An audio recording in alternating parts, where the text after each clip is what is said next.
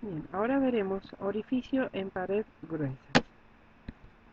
Habíamos dicho que en el orificio en pared gruesa la relación del espesor con respecto a 2 veces la mitad de su menor dimensión, este tenía que ser mayor o igual a 3. Eso desde el punto de vista geométrico. Desde el punto de vista hidráulico, en el orificio en pared gruesa se producen pérdidas de carga. Pérdida de carga en la embocadura y por frotamiento. O sea, cuando la vena líquida, ¿no es cierto?, ingresa al orificio, se produce una contracción de la misma. Entonces, en esa embocadura se produce una pérdida de carga. Luego, cuando la vena sale, digamos, pasa esa parte de contracción de la vena, se adhiere a la pared del orificio y por lo tanto produce pérdida de carga por frotamiento. Cuando la vena sale del orificio, ya sale con la sección misma que tiene el orificio, o sea, no se produce contracción a la salida, solamente en la entrada. Entonces, también en el caso de orificio pared gruesa, tendremos un orificio, perdón, una ecuación de gasto en la cual calcularemos su caudal a través también de un coeficiente de gasto que ahora tendrá en cuenta las pérdidas de carga. Entonces nosotros tenemos que el caudal a la salida es igual a una velocidad a la salida por sección de la salida. Si reemplazamos, esta sección a la salida será la sección del orificio. Y además tendremos un coeficiente, ¿no es cierto?, de gasto, que sabemos que está conformado por el producto de un coeficiente de velocidad por un coeficiente de contracción. Y la velocidad. Entonces, en este caso nos quedará que la velocidad estará afectada por un coeficiente de velocidad que el mismo es igual a 1 sobre la raíz de 1 más la sumatoria de los factores de resistencia. O sea, quiere decir que este coeficiente de velocidad está teniendo en cuenta las pérdidas de carga. Por la raíz de 2G por H tenemos la velocidad. Además, el coeficiente de contracción, como estamos diciendo que el coeficiente de contracción, o sea, la sección contraída a la salida no se produce, y esa sección es igual a la sección del orificio, el coeficiente de contracción será igual a 1. Quiere decir entonces que el coeficiente de gasto ahora será igual a este coeficiente de velocidad que tiene en cuenta los factores de resistencia. Y por lo tanto, entonces, la ecuación de gasto quedará también en función de ese coeficiente de gasto M por la sección del orificio por la raíz de 2G por H, donde H siempre es la carga hidráulica que medíamos entre lo que es la superficie libre, ¿no es cierto?, del nivel de aguas con respecto al eje baricéntrico del orificio. ¿Cómo cuantificamos esas pérdidas por embocadura y por fricción? Entonces tenemos que encontrar justamente los factores de resistencia de embocadura y de fricción. En el caso del factor de resistencia por embocadura, se lo considera como una pérdida de carga singular y se puede calcular como la sección del orificio con respecto a la sección contraída menos 1, todo esto al cuadrado. Nosotros sabemos que el coeficiente de contracción es la relación de la sección contraída con respecto a la sección del orificio. Quiere decir que si despejo sección contraída para poder reemplazarlo en esta ecuación, me quedará que esa sección contraída es igual al coeficiente de contracción por la sección del orificio. Entonces, si yo reemplazo, ahí puedo simplificar sección del orificio y me quedará directamente como 1 menos 1 sobre el coeficiente de contracción menos 1 todo al cuadrado. O sea que en la embocadura tendremos un coeficiente de contracción. Si consideramos esta parte, ¿no es cierto?, inicialmente podemos suponer que lo que tenemos es un orificio en pared delgada. ¿Cuándo se produce la contracción de la vena? ¿No es cierto? Solamente en el inicio. En ese tramo inicial, que lo podemos suponer como un orificio en pared delgada, el coeficiente de velocidad era igual a 1, porque decíamos que la velocidad se aproximaba, su distribución, ¿no es cierto?, se aproximaba a un diagrama uniforme. Entonces el coeficiente de velocidad era igual a 1. Si el coeficiente de gasto es igual al coeficiente de contracción por el coeficiente de velocidad, y teniendo un coeficiente de velocidad igual a 1, quiere decir que el coeficiente de gasto será directamente igual al coeficiente de contracción. Y si estamos en presencia de un orificio perfecto, ese coeficiente de gasto y coeficiente de contracción será igual a 0,6. Entonces acá reemplazamos el coeficiente de contracción por igual a 0,6 y resolver. Me queda entonces un factor de resistencia en bocadura de 0,44. En el caso de las pérdidas por rozamiento, para poder determinar el factor de resistencia por frotamiento, vamos a considerar la ecuación de Chezy. La ecuación de Chezy era igual a, o sea, la velocidad era igual al coeficiente de Chezy por la raíz del radio hidráulico por la pérdida unitaria J. Esta pérdida de carga unitaria J es a través de la cual yo puedo calcular la pérdida de carga por fricción. Quiere decir entonces que despejo J y me quedará como igual a la velocidad al cuadrado sobre el coeficiente Chezy al cuadrado por el radio hidráulico. Bien, lo que tenemos que buscar es una relación, ¿sí?, entre la pérdida de carga unitaria, que es la que me da la pérdida de carga por fricción, y el factor de resistencia. Entonces, yo multiplico y divido por ese 2G, y además, si tengo en cuenta que la pérdida de carga por fricción es la pérdida de carga unitaria J por la longitud, ¿sí? La longitud ahora es el espesor del orificio. Entonces, multiplico esa velocidad al cuadrado sobre 2G por 2G sobre coeficiente Chezy al cuadrado por el radio hidráulico por E. Quiere decir entonces que toda esta expresión de 2G por E sobre el C cuadrado por el radio hidráulico es el lambda F. Entonces, me queda que la pérdida de carga por fricción será igual al factor de resistencia por la energía cinética. Y ese factor de resistencia por fricción será igual al 2G por E sobre el coeficiente Chezy al cuadrado por el radio hidráulico. Entonces, con estas expresiones de pérdida de carga, o de factor de resistencia por embocadura y por fricción, podemos tener en cuenta las pérdidas de carga a través del coeficiente de gasto M para poder calcular el caudal que está pasando por un orificio en pared gruesa. Entonces, vamos a ir al ejercicio para ver su aplicación. Entonces, en el ejercicio número 6 dice determinar el tiempo en que los tanques alcanzan el mismo nivel. Comparar resultados si el conducto es un orificio de pared delgada. Adoptar un material del orificio con un coeficiente de Chezy igual a 50. Entonces, vemos ahí que tenemos los dos depósitos. Uno de ellos, el que está lleno, tiene una sección de 10 por 5, ¿sí? Y está lleno hasta un nivel de 6 metros, si yo lo miro desde el fondo. El otro depósito tiene dimensiones de 8 por 4.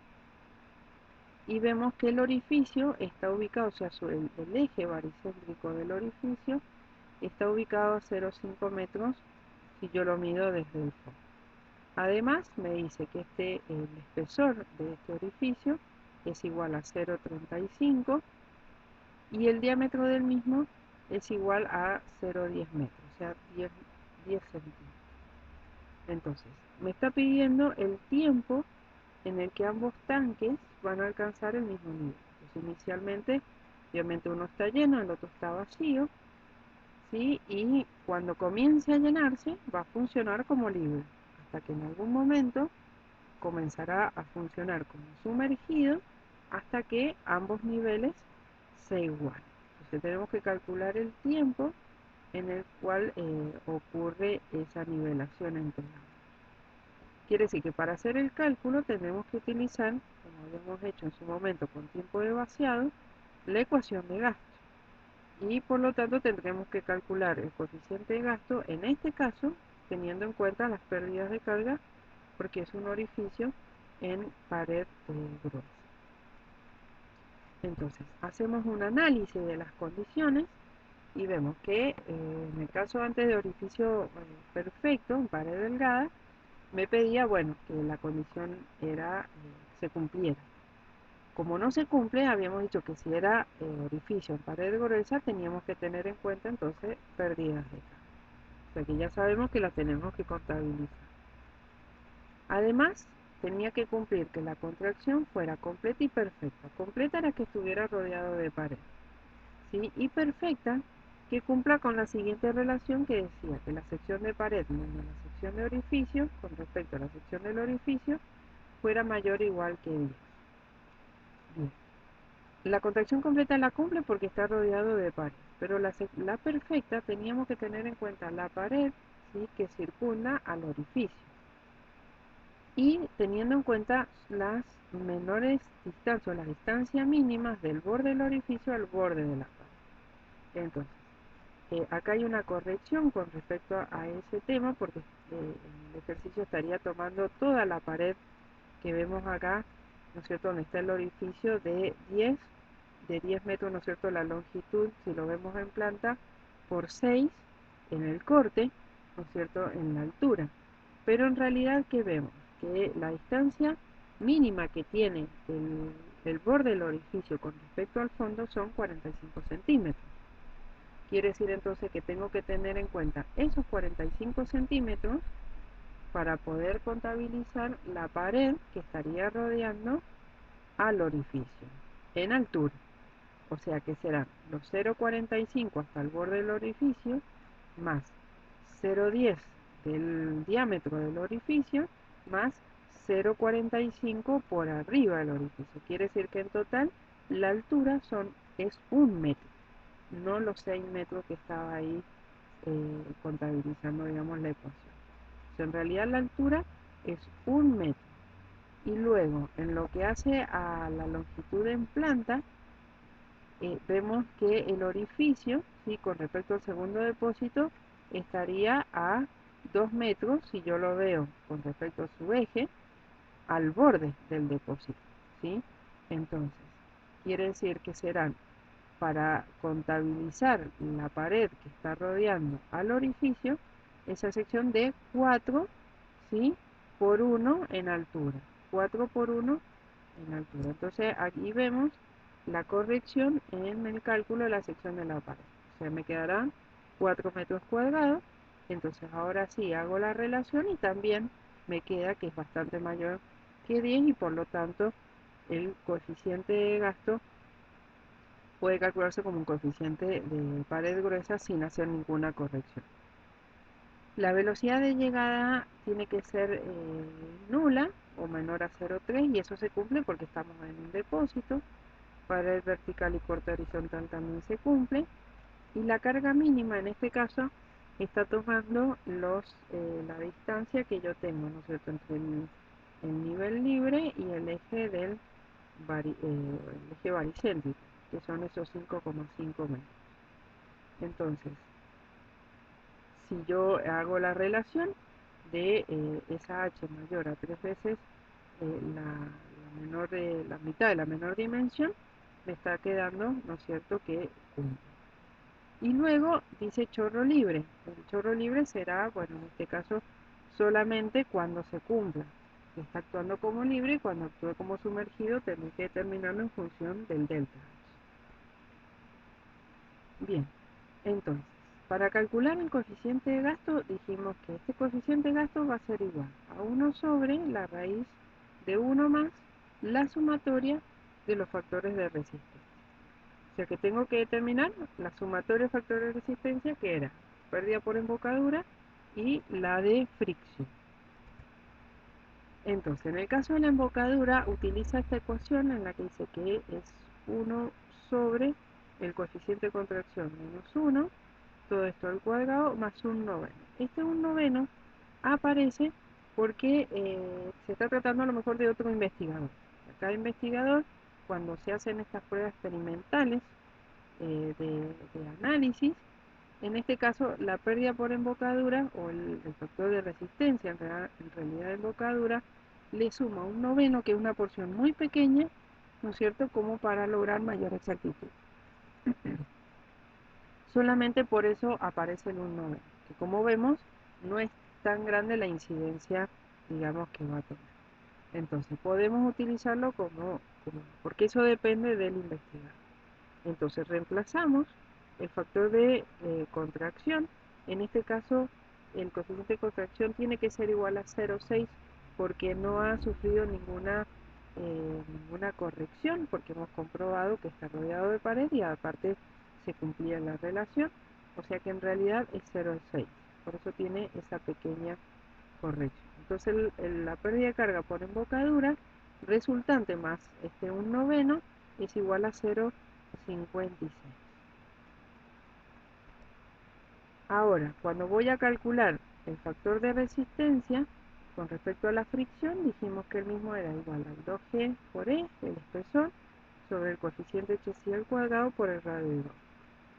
Para una sección circular, el radio hidráulico es igual al diámetro sobre 4. Entonces reemplazo en la ecuación los valores, ¿no es cierto?, de G, la gravedad, el espesor, que son 35 centímetros, en este caso utilizo un coeficiente HSI de 50, y el radio hidráulico que es 0,10 sobre 4. Entonces el lambda de frotamiento me está dando igual a 0,11. O sea, con estos datos yo ya puedo calcular, ¿no es cierto?, obviamente la sumatoria, los factores de resistencia, y con esta sumatoria calcular el coeficiente de gasto. Entonces el coeficiente de gasto para este orificio en pared gruesa es de 0,77. Hemos dicho entonces que el cálculo vamos a considerar una parte como libre, ¿sí? Porque obviamente primero está actuando, el depósito está vacío, y a partir de algún punto que vamos a establecer nosotros, vamos a decir, bueno, va a funcionar como sumergido.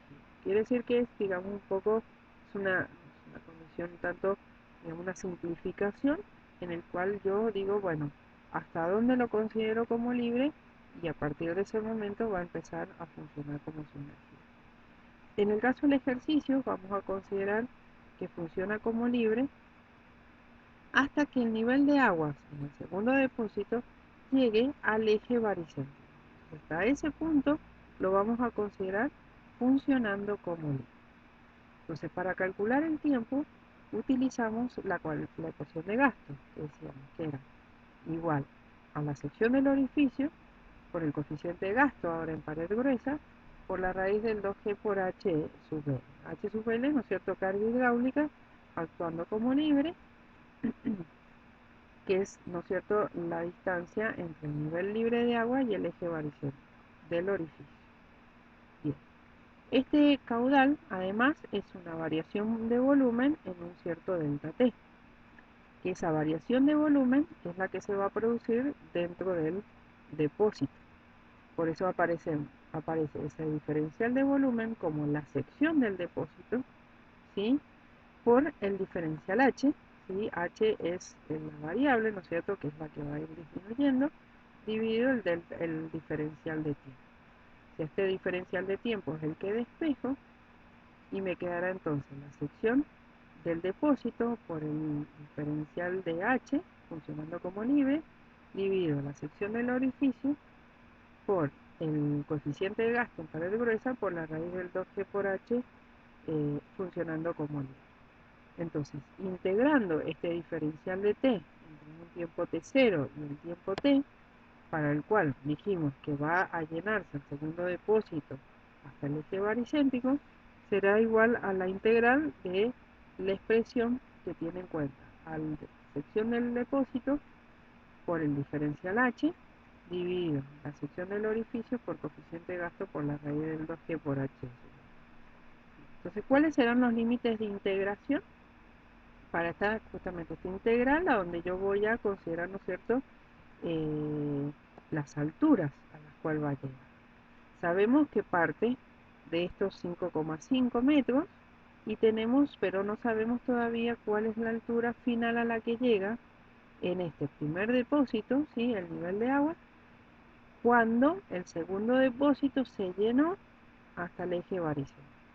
Entonces, para conocer esta altura, hacemos la igualdad entre ambos volúmenes, el que disminuye en el depósito 1 y en el que aumenta en el depósito 2. Entonces, en el depósito 1 vamos a tener que lo que disminuye es un delta H, que es el que desconocemos, y la sección del depósito es 5 por 10. ¿Sí? 5 de base por 10, tengo, ¿no es cierto?, la sección. Por el delta H será su volumen. El volumen del segundo depósito será la base, que es 8 por 4, por la altura, que ahora son los 0,5, hasta que llegó a su eje baricéntrico, que es el límite que nosotros hemos decidido. Entonces, el segundo depósito conocemos el volumen, que es 8 por 4 por los 0,5. Quiere decir que de esa expresión, de esa igualdad, puede despejar el delta H, ¿sí? O sea, la altura que desciende en el primer depósito. O sea, el delta H son 0,32 metros. Quiere decir que son 32 centímetros. Que de 5,5 desciende 32 centímetros.